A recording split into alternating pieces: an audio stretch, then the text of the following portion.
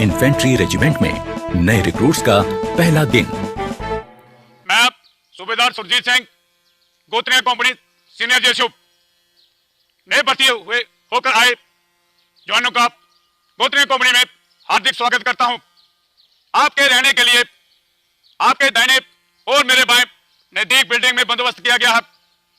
अगर आपको कोई शारीरिक प्रॉब्लम आ जाती है, आप अपने बेसिक उस्ताद को बताएं, वो आपको एमआई रूम में ले जाएगा।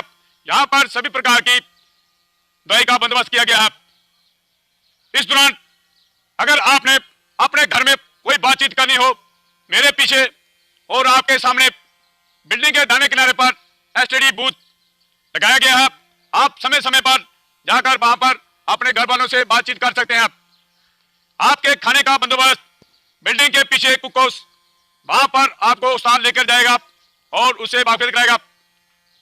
अभी अगले 9 महीने तक आप जहां ट्रेनिंग लेंगे, इस दौरान आपको अपने घर वालों के साथ मिलने के लिए एतवार के दिन गेस्ट मिलन दिन रखा गया है और बीएमटी खत्म होने के बाद आपको 28 दिन की छुट्टी दी जाएगी।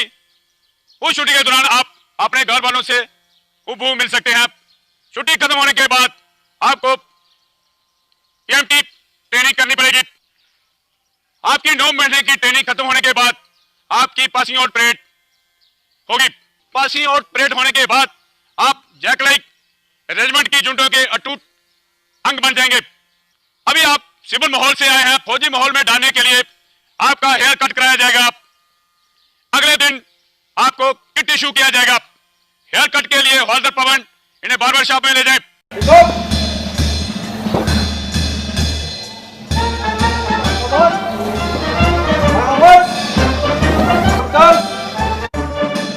रिक्रूट्स को पता था कि अब उनकी जिंदगी में कई तब्दीलियां आने वाली हैं। उसकी शुरुआत हो चुकी थी। फौजी तरीके में बाल कटवाना पहला कदम था। छोटे छोटे बालों को कम रख रखाव की जरूरत पड़ती है और इंसान दिखने में चुस्त और स्मार्ट लगने लगता है। पहला कदम तय करने के बाद इनका अगला पड़ाव है बटालियन स्टोर। यहां रिक्रूट्स को अलग अलग किस्म की फौजी वर्दियां बांटी जाती हैं। वही फौजी वर्दियां जिनको अब तक ये हसरत भरी निगाहों से देखते थे, पर आज उन्हें पहनने का मौका और हक इनको मिला है। अपने अफसरों से वर्दियां हासिल करना इनकी जिंदगी का पहला तमगा है जो इन्हें मिलता है। अपनी जिंदगी का सबसे कीमती पहनावा हासिल करने के बाद ये जानना जरूरी हो जाता है कि किस पहनावे को कब पहना जाए और किस तरह से पहना जाए। सभी ने रिक्रूट ध्यान दें, जो आपको बटालियन स्टोर से ड्रेस इश्यू हुआ है उसको आप किस प्रकार से तैयार करके पहनना है। सबसे पहले कैप को किस प्रकार से तैयार करना है, उस्ताद आपको उसका नमूना देगा। आप अच्छी तरह उसे देखें और समझें। उस्ताद आशिक हुसैन। वर्दी को पहनने का सलीका आना निहायत जरूरी है। पहली नजर में किसी फौजी को किसी आम आदमी से जो चीज अलग करती है वो है पहनावे का सलीका। ये रिक्रूट्स को समझना बहुत जरूरी है। इसकी शुरुआत हुई सजीली और रोबेली टोपी से, यानी बैरेट से। सबसे पहले बैरेट के अंदर रुई वाले हिस्से को बाहर निकालें और बैरेट के ऊपरी भाग को पानी में भिगो दें। भिगोने के बाद इसे निचोड़ें और झाड़कर उसका पानी निकाल दें।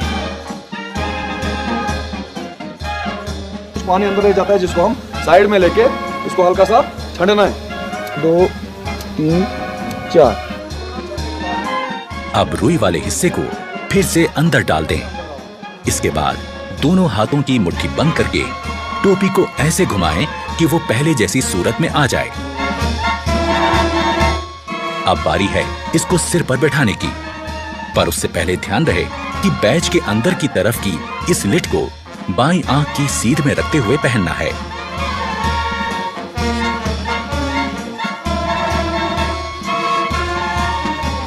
अब बैरेट के बॉर्डर में पिरोई हुई डोरी को अपने साइज के हिसाब से कस लें। अब बैरेट वापस उतारकर किसी पतली और नुकीली चीज से बची हुई डोरी को अंदर की तरफ धकेल दें। अब बैरेट को फिर से सिर पर लगाएं। अब बारी है इसको अपने सिर पर सेट करने की। टोपी को पहनने के बाद में अभी यहाँ पर आपकी टोपी सेट नहीं है, अभी किस प्रकार उसको सेट करना है अपने दोनों हाथों से। अपना एक हाथ बॉर्डर पर इस तरह से टिकाएं और दूसरे हाथ से जोर से दबाते हुए दूसरी तरफ मोड़ें। अब बारी है बैज लगाने की। सबसे पहले 1.5 इंच की चौड़ाई वाली चिंदी को सही जगह पर रखकर निशान लगाना है। चिंदी को इस प्रकार से बैरेट पर खड़ा करें। अब चिंदी के बीच का हिस्सा आपकी आंख के सेंटर में होना चाहिए। यहां पर निशान लगाकर बैरेट को उतार लीजिए। उतारने के बाद हमें चिंदी की सिलाई लगाए गए निशान पर रखकर करवानी है। अब अपना रेजिमेंटल बैज चिंदी के ऊपर इस प्रकार रखें कि वो चिंदी के खड़े कोनों के बीचों बीच आ जाए। ये चिंदी का कार्नर और ये दो राइफल के बीच में जो क्रॉस बन रहा है इसका सेंटर और ऊपर वाला चिंदी का ऊपर वाला कार्नर, इन चारों को आपस में मिलाते हुए बैज को सेट करना है। अब बैज को नीचे की तरफ दबाएं ताकि चिंदी में 2 निशान हो जाएं। अब इन निशानों में किसी नोकीली चीज से सुराख करें। अब उन सुराखों में बैज को बिठा दें।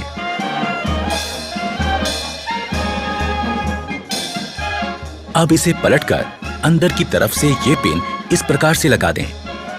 इससे बैज अच्छी तरह से फिक्स हो जाएगा और कभी गिरेगा नहीं। पिन लगाने के बाद ये लिड ऊपर रखकर इसकी सिलाई कर दें। अब बैज का पिन सिर पर नहीं चुभेगा। अब हो गई बैरेट तैयार।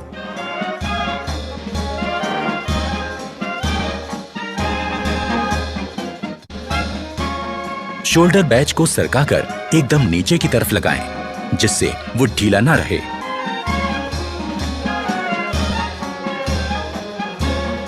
नेम बैज दाहिनी जेब की ऊपर वाली सिलाई के साथ एकदम सीधा करके लगाएं।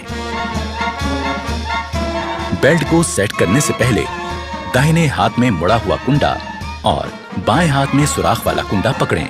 बेल्ट लगाने से पहले ध्यान में रखें कि कमीज की ये लाइन और जिप की लाइन एकदम सीध में हो और बेल्ट का बकल ठीक उनके बीचों बीच में हो।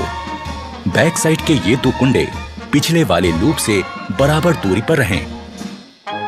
आगे से बकल बंद करने के बाद इस प्रकार कमीज की सिलवटें निकाल लें, आगे और पीछे दोनों तरफ से। ड्रेस पहनने के बाद कमीज के ऊपरी 3 बटन दिखने चाहिए, ना कम ना ज्यादा। पैंट पहनने के बाद जूते के केवल 2 फीते ही दिखने चाहिए।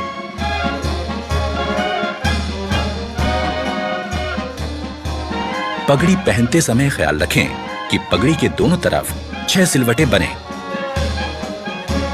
पगड़ी के बीच में दिखने वाली लाल पट्टी की लंबाई 1.25 इंच और चौड़ाई 1.5 इंच होनी चाहिए।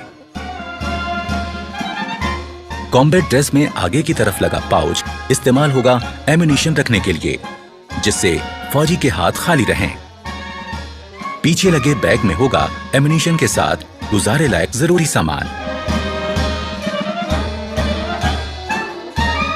मुफ्ती ड्रेस, नाइट ड्रेस और पीटी ड्रेस को पहनते समय भी ये ध्यान रखना है कि वो साफ सुथरी हों और सलीके से पहनी गई हों। पहनना सीख लेने के बाद अब जरूरी है अपनी वर्दी और सामान को सही तरह से रखना। सबसे पहले हर रिक्रूट को अपना खास आर्मी नंबर लिखकर अपने हर सामान में लगा देना है। अपने लॉकर्स पर बने शेल्फ पर रोजमर्रा का सामान रखना है और हैंगर्स का इस्तेमाल अपनी वर्दी टांगने के लिए करना है।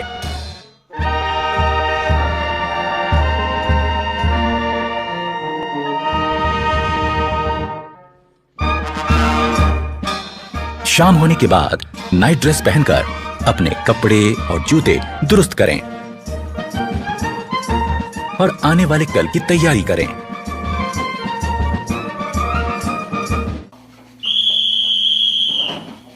ठीक 10 बजे की सीटी ऐलान करती है सोने के वक्त का।